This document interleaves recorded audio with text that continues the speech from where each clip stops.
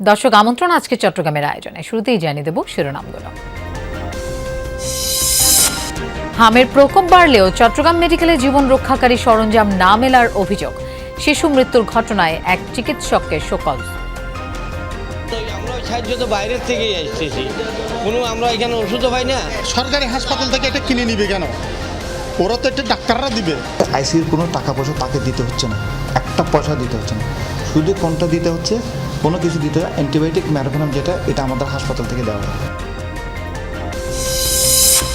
প্রশাসনের অভিযানের পরও পাল্টাচ্ছে না বন্দরনগরের হোটেল রেস্তোরাঁর রান্নাঘরের পরিবেশ। নোংরা অপরিচ্ছন্নতার প্রমাণ মেলায় দুটি প্রতিষ্ঠানকে জরিমানা। যারা কাজ করেন আর কি, ওদের অবহেলার কারণে এটা কাজ চলার কারণে আপনারও একটু তেলাপোকা বের হয়েছে। পরবর্তীতে আমরা তদারকি করব এবং সে বিষয়ে আমরা যদি তারা এটা মান্য না করে আমরা আইনগত ব্যবস্থার দিকে যাব।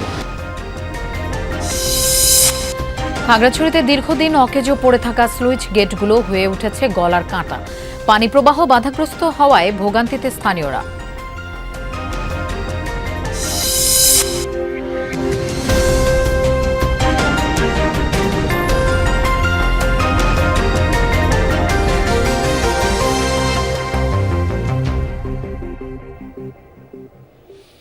এতক্ষণ শিরোনাম দেখছিলেন, আপনাদের সঙ্গে থাকছি আমি মৌসুমী আহমেদ লোপা। এবার যাচ্ছি পুরো খবরে। চট্টগ্রাম অঞ্চলে হামের প্রকোপ বৃদ্ধির সাথে সাথে দেখা দিয়েছে জীবন রক্ষাকারী সরঞ্জাম সংকট। বিশেষ করে সরকারি হাসপাতালে রোগীর চাপ বাড়ায় অনেক শিশু হাই ফ্লো নাজাল ক্যানোলা পাচ্ছে না বলে অভিযোগ স্বজনদের। সম্প্রতি অক্সিজেন পাইপ না পেয়ে 9 মাস বয়সী এক শিশুর মৃত্যুর পর সংকটের বিষয়টি উঠে আসে। বাইরে থেকে পাইপ কিনতে পাঠানো চিকিৎসকের শোকজ করেছে হাসপাতাল কর্তৃপক্ষ।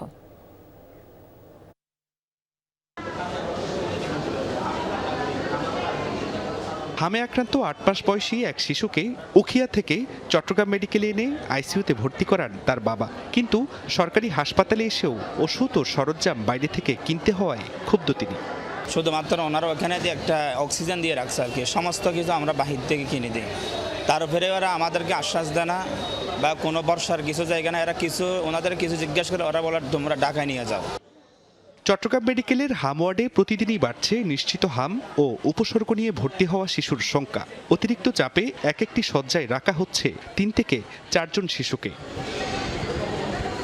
হামে আক্রান্ত অনেক শিশুর শরীরে নিউমোনিয়া সহ জটিলতা তৈরি হওয়ায় প্রয়োজন পড়ছে আইসিইউ সাপোর্টের। কিন্তু শিশু আইসিইউতে high flow nasal cannula, oxygen support সহ জীবন রক্ষাকারী সরঞ্জাম সংকটের অভিযোগ তুলছেন রোগীর স্বজনরা। সরকারি মেডিকেলে যেমন আমরা সাহায্য পাই, এখন আমরা ওই সাহায্য তো বাইরের থেকেই আসতেছি, আমরা এখানে ওষুধও পাই না। সরকারি হাসপাতাল থেকে এটা কিনে নিবে কেন? ওরা তো এটা ডাক্তাররা দিবে বা মেডিকেল কর্তৃপক্ষ দিবে, ওইটা দেখার কিছু নাই। কিন্তু দেখেন ওনার বাচ্চাটা মারা গেছে। 4-5 জন 6 জন বাইর করতেছে, দেখতেছি নিজের চোখে, কান্নাকাটি করতেছে আত্মীয় স্বজন। আমার বাচ্চাটার অবস্থাও খারাপ। মোর দ্যান 90% পেশেন্ট আমরা পাচ্ছি নিউমোনিয়া রোগে আক্রান্ত, ঠিক আছে। এবং আইসিইউতে যারা যাচ্ছে একদম মোস্ট অফ দ্য পেশেন্ট, আপনি যদি 10টা রোগী ঢুকে সেখানে দেখা যাচ্ছে 9টা পেশেন্টই হচ্ছে কি নিউমোনিয়া আক্রান্ত, ঠিক আছে। এবং এগুলো সিভিয়ার নিউমোনিয়া নিয়ে যাচ্ছে এবং এই রোগগুলো জটিলতার বিষয় হচ্ছে আর কি। বিশেষ করে আগের দিন সোমবার হাইফ্লো নজল ক্যানোলা সার্কিট না পেয়ে 9 মাস বয়সী শিশু সোরেয়ার মৃত্যুর পর আইসিইউতে সরঞ্জাম সংকটের বিষয়টি সামনে আসে। বাইরে থেকে যন্ত্রটি কিনে আনতে বলা চিকিৎসককে শোকজ করা হয়েছে। তবে সংকটের অভিযোগ অস্বীকার করে সব যন্ত্রপাতি আছে বলে দাবি হাসপাতাল কর্তৃপক্ষের। শ্বাস নিতে পারতেছে না, তার লাংয়ের ক্যাপাসিটি স্যাচুরেশন কমে গেছে, তখন তাদেরকে আমরা আইসিইউতে দিব। আইসিইউতে দিতে গেলে তার কোনো অক্সিজেন খরচ নেই। এই যে এতগুলো আইসিইউর কোনো টাকা পয়সা তাকে দিতে হচ্ছে না, একটা পয়সা দিতে হচ্ছে না। শুধু কোনটা দিতে হচ্ছে, কোনো কিছু দিতে হয় অ্যান্টিবায়োটিক ম্যারোফেনাম, যেটা এটা আমাদের হাসপাতাল থেকে দেওয়া হয়, কোনো ওষুধ লাগে না। চট্টগ্রাম মেডিকেলের শিশু আইসিইউর 20 শয্যার মধ্যে 10টি সরকারি এবং বাকি 10টি অনুদানে পাওয়া। জুবাইর রিফাত, যমুনা নিউজ, চট্টগ্রাম। হাম পরিস্থিতির খবর জানতে চাই কক্সবাজার থেকে আমাদের সাথে সরাসরি যোগ দিচ্ছেন সহকর্মী এহসান আল কুতুবে। এহসান, আজকে হাসপাতালে পরিস্থিতি কেমন দেখছেন? নতুন রোগী কতজন ভর্তি হলো? লোপা, গত 24 ঘন্টায় কক্সবাজার সদর হাসপাতালে 50 জন কক্সবাজারের হাসপাতালগুলোতে 50 জন হাম রোগী ভর্তি হয়েছেন এবং টোটাল এ পর্যন্ত অবস্থান করছেন গতকাল রিপোর্ট লেখা পর্যন্ত 175 জন। তার মধ্যে শুধু কক্সবাজার সদর হাসপাতালেই রয়েছে 90 জন। আমি যদি টোটাল হিসেবটা করি সেখানে 175 জনের মধ্যে চকরিয়াতে রয়েছে 22 জন, পেকুয়ায় রয়েছে 16 জন, উকিয়া হাসপাতালে রয়েছে 14 জন, টেকনাফে 11 জন, কুতুবদিয়া 3 জন, এভাবে কিন্তু টোটাল 175 জন। এই কক্সবাজার সদর হাসপাতালে মাত্র 20 ওয়ার্ডের আইসোলেশন ওয়ার্ড খোলা হয়েছে, যদিও এখানে সবচেয়ে রোগীর চাপ বেশি। এখানে অন্তত 50 বেডের আইসোলেশন সেন্টার করার দাবি জানিয়েছেন এখানে যারা চিকিৎসা নিচ্ছেন রোগীর স্বজন। এটি আরো বাড়ানো দরকার, এখানে সেবার মান বাড়ানো দরকার, এবং পাশাপাশি এখন যে হামের প্রকোপ, সেই হামের প্রকোপে যে পরিমাণ রোগী পুরো জেলা থেকে আসছে, সেই রোগীর চাপ যাতে সামলানো যায় সেজন্য বেড আইসোলেশনের বেড আরো বাড়ানোর দাবি জানিয়েছেন, এবং পাশাপাশি কক্সবাজারে টোটাল এ পর্যন্ত আমি যদি হিসাব করি মার্চ থেকে এ পর্যন্ত টোটাল রোগীর সংখ্যা হচ্ছে 2213 জন। 2213 জন, এবং প্রতিদিন কিন্তু বিভিন্ন হাসপাতালে হাম রোগী আসছে, আবার ভালো হয়েই অনেক রোগী বাড়ি ফিরছে। তবে সচেতনতাকে বেশি প্রাধান্য দিচ্ছেন চিকিৎসকরা। এহসান, আপনাকে ধন্যবাদ আমাদের সাথে যোগ দেওয়ার জন্য। উপরে চকচকে ভেতরে ভেজাল, চট্টগ্রামে ছোট বড় সব রেস্টুরেন্টের যেন একই চিত্র। আজ বাণিজ্যিক এলাকা আগ্রাবাদে বড় দুটি রেস্টুরেন্টে অভিযানে রান্নাঘরের নোংরা অপরিচ্ছন্ন পরিবেশে রান্নার প্রমাণ পায় ভোক্তা অধিকার সংরক্ষণ অধিদপ্তর। রেস্টুরেন্টের দুটিকে 50,000 টাকা জরিমানা এবং অন্যদের সতর্ক করা হয়। বাইরে ঝকঝকে কিন্তু ভেতরে রান্নাঘরের চিত্র উল্টো। রান্নার সরঞ্জাম, খাবার সংরক্ষণের স্থান জুড়ে তেলাপোকার উপদ্রব আর অপরিচ্ছন্ন পরিবেশ।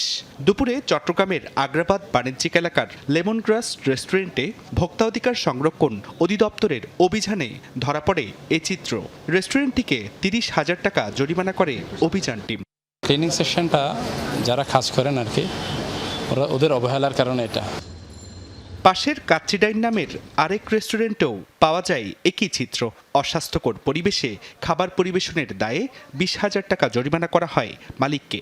এখানে ইন্টেরিয়রের কাজ চলতেছে আর কি, তো রানিং কাজ তো যার কারণে আপনারা দেখতে পাচ্ছেন এখানে কাজ চলার কারণে আপনারও একটু তেলাপোকা বের হয়েছে। বাণিজ্যিক এলাকা আগ্রাবাদে প্রতিদিন শত শত কর্মজীবী মানুষ এসব রেস্টুরেন্টে খেতে আসেন, অথচ মানা হচ্ছে না ন্যূনতম স্বাস্থ্যবিধি। নোংরা পরিবেশে চলে রান্না, ব্যবহার হয় ভেজাল উপকরণ। তদারকি থাকবে যাতে পরিষ্কার পরিচ্ছন্নতা এটা যদি তারা ইমপ্রুভ করে তাহলে তাদের সার্বিক কার্যক্রম একবারে সন্তোষজনক হবে। আমাদের কাছে পরবর্তীতে আমরা তদারকি করব, এবং সে বিষয়ে আমরা যদি তারা এটা মান্য না করে আমরা আইনগত ব্যবস্থার দিকে যাব। অভিযান চলাকালে এসব রেস্টুরেন্টে খাবারের মান ও স্বাস্থ্যবিধি নিয়ে ক্ষোভ প্রকাশ করেন ভোক্তারা। নিয়মিত অভিযান পরিচালনার দাবি তাদের। আমরা এগুলা খাই, আবার মাঝে মধ্যে অসুস্থ হয়ে যায়, প্রায় অসুস্থ হয়ে যায় এগুলা এই খাবারের কারণে। আমরা যে খাবারটা খাচ্ছি আমরা তো ভিতরে যাচ্ছি না, ঠিক আছে, সো আমরা তো এখন দেখতে পারতেছি না আমরা কি খাচ্ছি না খাচ্ছি। আমরা তো চাই আসলে হোটেলগুলো পরিষ্কার পরিচ্ছন্ন থাকুক, এভাবে বারবার অভিযান হলে খাবারের মানটা ভালো হবে। জোবাইর রিফাত, যমুনা নিউজ, চট্টগ্রাম। খাগড়াছড়িতে বছরের পর বছর অকেজো পড়ে থাকা সব স্লুইস গেট এখন স্থানীয়দের গলার কাঁটা। কৃষি জমিতে সেচ সুবিধার কাজে আসছে না, উল্টো পানি প্রবাহে বাধাগ্রস্ত হওয়ায় ভোগান্তিতে দুই পারের মানুষ। পরিত্যক্ত এসব স্লুইস গেটের তদারকি সংস্কার কিছুই নেই, দায় নিচ্ছে না কেউ। ঝোপঝাড় ও গাছগাছালির আড়ালে জরাজীর্ণ পড়ে আছে খাগড়াছড়ি সদরে মধুপুর বাজারের স্লুইস গেট। দেখলে বোঝা যায় দীর্ঘদিন ধরে অকেজো। এক পাশে শুকনো, অন্য পাশে পলি জমে অনেকটাই ভরাট। কৃষিকাজে ও পানি সরবরাহের কাজে আসছে না, উল্টো ভোগান্তির কারণ হয়ে দাঁড়িয়েছে। পানি প্রবাহ বাধাগ্রস্ত হওয়ায় বিপাকে দুই পাড়ের মানুষ। চাষিরা তো এগুলোর সম্বন্ধে কিছু বুঝে না। এখন অনেক সময় দেখা গেল ময়লা আবর্জনা আসে আটকে থাকে, এটা চলেও না, এবং কি এগুলো উঠানোও যায় না, যার ফলে এখানে দেখা যাচ্ছে যে এই মাটিগুলা ভরাট হয়ে আছে, ময়লা জমে আছে। এটা সচল না থাকার কারণে এর জন্য এক সাইডে আপনার দেখা যাচ্ছে যে পানি আছে কিন্তু আরেক সাইডে পানি নাই। দীঘিনালা উপজেলার ছোট মেরুং বাজারে স্লুইস গেটের অবস্থাও বেহাল, প্রায় 1.5 দশক ধরে অচল। ফলে সেচের পানি পান না স্থানীয় কৃষকরা। এত জমিন পড়ে রয়েছে, চাষিরা করতে পারতেছে না পানির কারণে। এখন যদি সরকার দেখে সুইচগেটটা সংস্কার হোক, এদিকে ড্রেনটা ক্লিয়ার হোক, বলে আমাদের জন্য অনেক ভালো হয়। এই সকল জমিগুলো যে ফসলগুলো বর্তমানে কৃষকরা রোপণ করছে, এখান থেকে এক মুঠো ধানও তারা পাবে না। ছোট মেরুং বাজারের স্লুইস গেট সংস্কার করা হলে প্রায় 150 থেকে 200 হেক্টর জমি চাষের আওতায় আসবে বলছে কৃষি সম্প্রসারণ অধিদপ্তর। স্লুইস গেটটি যদি মেরামত করে ব্যবহার উপযোগী করা হয়, আমি মনে করি যে এখানে প্রায় 100 থেকে 150 একর জমি এই মুহূর্তে চাষের আওতায় আসতে পারে। বছরের পর বছরে অকেজো পড়ে থাকা এসব স্লুইস গেটের তদারকি নেই, দায় নিতে রাজি নয় কোনো দপ্তর। অবহেলার কারণে পাহাড়ি অঞ্চলে কৃষিকাজে পানি সুবিধা ব্যাহত হচ্ছে। যেহেতু এটি একটি প্রাকৃতিক দুর্যোগ প্রবণ এলাকাও বটে, এখানে পাহাড়ি ঢল হয় এবং বর্ষাকালে প্রচুর বন্যা হয়। এই বিষয়গুলো মাথায় রেখেই স্লুইস গেট বাস্তবায়নের অগ্রসর হওয়া প্রয়োজন। জোবায়েদ ইবনে শাহাদাত, যমুনা নিউজ। দূর দূরান্ত থেকে গরু নিয়ে চট্টগ্রামে স্থায়ী অস্থায়ী সব পশুর হাটে আসতে শুরু করেছেন ব্যাপারীরা। তবে বেচাকেনা শুরু হয়নি, ক্রেতার চেয়ে দর্শনার্থী বেশি। হাটে গিয়ে দরদাম যাচাই করছেন সবাই। জেলা উপজেলায় হাট এখনো না জমলেও খামারগুলোতে বেচাকেনা চলছে। অনেক বড় বড় গরু থাকলেও যথারীতি ছোট মাঝারি গরুর চাহিদা বেশি। তবে বিক্রেতারা দাম বেশি হাঁকাচ্ছে বলে অভিযোগ ক্রেতাদের। চট্টগ্রামের সবচেয়ে বড় পশুর হাট সাগরিকা এবং বিবির হাটে সব ধরনের প্রস্তুতি শেষ। বিভিন্ন জেলা থেকে এসেছেন ব্যাপারীরাও, তারা এখন ক্রেতা সমাগমের অপেক্ষায়।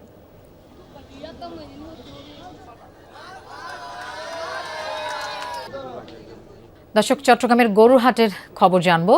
আমাদের সাথে যোগ দিচ্ছেন আলামিন শিকদার। আলামিন, হাটগুলোতে জমতে শুরু করেছে কিনা কেনা বেচা, পশুর দাম কেমন হাঁকাচ্ছেন বিক্রেতারা? লোপা, চট্টগ্রামের যে স্থায়ী হাটগুলো রয়েছে সেগুলোতে সবসময়ের মতো গরু যেমন থাকে, আরও দূর দূরান্ত থেকে গরু আসছে, সেখানে আমরা দেখছি। কিন্তু অস্থায়ী হাটগুলো এখনো জমে ওঠেনি এবং স্থায়ী যে হাটগুলো আপনি যেমনটি বলছিলেন সাগরিকা এবং বিবির হাট, তার পাশাপাশি হচ্ছে মজ্জারটেকের একটি হাট রয়েছে। সেই হাটে আমরা দেখছি যে গরু রয়েছে, সেগুলো দেখতে আসছেন ক্রেতারা এবং এখন পর্যন্ত কেনা অর্থাৎ বেচা কেনা সেভাবে জমে ওঠেনি বলতে পারি। তবে গরুর পাশাপাশি আমরা যদি মহিষের কথা বলতে যাই, মহিষের বেচা কেনা কিন্তু এর মধ্যেই আমরা দেখছি বেশ শুরু হয়ে গেছে। আমরা এই বাজারটিতে আসার পরেই মহিষের একটি রাজত্ব দেখতে পাচ্ছি। বেশ কয়েকটি খাইন বলা হয় এগুলোকে, যেখানে গরুগুলোকে রাখা হয়েছে, যেটি একটি স্থায়ী হাট। সেই খাইনগুলোতে আমরা দেখতে, অর্থাৎ খুঁটিগুলোতে বাঁধা রয়েছে মহিষ এবং মহিষের মধ্যেও কিন্তু প্রকারভেদ রয়েছে, যেটা চট্টগ্রামের মানুষ ছাড়া অন্যরা বুঝতেও পারে না। মহিষ আর মহিষ, এই যে একটি মহিষ দেখা যাচ্ছে যেটাকে দেখতে অনেকটা সিংহের মতো গায়ের কালার এবং গলার দিকের কেশটাও কিন্তু দেখা যাচ্ছে যে অনেক বেশি। এই যে মহিষ, সেটা কিন্তু নাম মহিষ নাকি মহিষ, সেটা সেই জাতটা বোঝার জন্য কিন্তু সিংহের দিকে লক্ষ্য করতে হয়। কারণ এই যে যেটি সিং একটু বড়, সেই সিংহের দিকে একটু আমরা যদি দেখাই, এটি একটি সিং বড়, তাই এটি হচ্ছে মহিষ। এবং তার পাশেই আরেকটি আমরা দেখতে পাচ্ছি যেটা কালো রঙের হলেও তার শিংটি ছোট এবং মোড়ানো টাইপের হওয়ার কারণে এটাকে বলা হয় মহিষ। এই যে জাতের ব্যবধান, সেটা কিন্তু চট্টগ্রাম ছাড়া অন্য কেউ খুব একটা বুঝতেও পারেন না। এবং এই দুটি মহিষ এই হাটের মধ্যে একটু ব্যতিক্রম এবং সেটার নামও রয়েছে, যেটা আমরা বললাম যে সিংহের মতো কালার, সেটাকে বড়বাবু নাম রাখা হয়েছে। দাম চাওয়া হয়েছে 7.5 লাখ টাকা এবং পাশে যেটা আমরা বললাম মহিষ, সেটাকে বলা হচ্ছে কালাবাবু। সেই কালাবাবুর দাম তারা চাচ্ছেন 6 লক্ষ টাকা। এই যে জাত, সেই জাত সম্পর্কে অনেকেরই হয়তো ধারণা ছিল না, মহিষের মধ্যেও যে এত ভিন্ন জাত থাকতে পারে, সেটাও কিন্তু আমরা এখানে ব্যাপারী যারা রয়েছেন, দীর্ঘদিন ধরে যারা বিক্রি করছেন মহিষ, তাদের সাথে কথা বললাম। তারাই বললেন যে মহিষের মধ্যেও এই যে দুটি ব্যবধান রয়েছে, শিং দিয়ে সেটিকে যাচাই করা যায় যে কোনটি কোন জাতের। এবং মহিষ পানিতে থাকতে পছন্দ করে, কিন্তু যেগুলো মহিষ সেগুলো খামারের মধ্যেই বড় হয়। এই ধরনের তথ্যগুলো কিন্তু আমরা পাচ্ছিলাম এবং বেচা কিনাও কিন্তু এর মধ্যে আমরা দেখছি যে চলছে। কিছুক্ষণ আগে একটি বড় ধরনের মহিষ বিক্রি হয়েছে 3,80,000 টাকা এই জায়গাটি থেকে, এই খামারটি থেকে। সুতরাং বেচা কেনা টুকটাক চলছে, তবে সেটি জমে উঠতে আরো সময় লাগবে। লোপা। আলামিন, আপনাকে ধন্যবাদ আমাদের সাথে যোগ দেওয়ার জন্য। খাগড়াছড়িতে শুরু হয়েছে ভূমি সেবা মেলা 2026। সকালে উপজেলা পরিষদ কার্যালয়ে মিলনায়তনে ভার্চুয়ালি মেলা উদ্বোধন করেন প্রধানমন্ত্রী তারেক রহমান। পরে ভূমি সেবা মেলার র্যালি অনুষ্ঠিত হয়। র্যালি শেষে বেলুন উড়িয়ে মেলার কার্যক্রম শুরু করেন স্থানীয় সংসদ সদস্য ওয়াদুদ ভূঁইয়া সহ অন্যান্যরা। পরে সেমিনারে জেলার ভূমি ব্যবস্থাপনা ও সেবা কার্যক্রমের উপর বিভিন্ন কার্যক্রম তুলে ধরা হয়। সন্ত্রাস ও মাদক বাণিজ্যের প্রতিবাদে চট্টগ্রামে মানববন্ধন করেছে সরাইপাড়া ওয়ার্ডের ঝর্ণাপাড়া এলাকার মানুষ। ঝর্ণাপাড়া মাঠের সামনে অনুষ্ঠিত মানববন্ধন থেকে চিহ্নিত সন্ত্রাসী বাহিনীর হামলার নিন্দা ও প্রতিবাদ জানান স্থানীয়রা।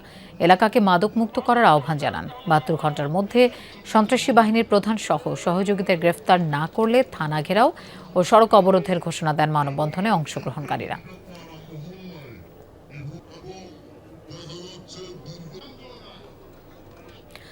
আধুনিক কৃষি প্রযুক্তির ব্যবহার শীর্ষক দিনব্যাপী কৃষক প্রশিক্ষণ শেষ হয়েছে চট্টগ্রামে।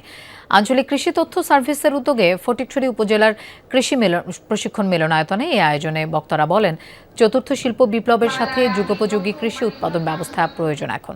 এজন্য প্রকৌশল খাতের সাথে দেশীয় লাক্সই প্রযুক্তি উদ্ভাবন ও সম্প্রসারণের তাগিদ দেন তারা। প্রশিক্ষণে প্রায় অর্ধশত কৃষক অংশ নেন। পরে কৃষি বিষয়ক চলচ্চিত্র প্রদর্শন করা হয়। এই ছিল আজকে চট্টগ্রামের আয়োজনের। এতক্ষণ সাথে থাকার জন্য ধন্যবাদ সবাইকে।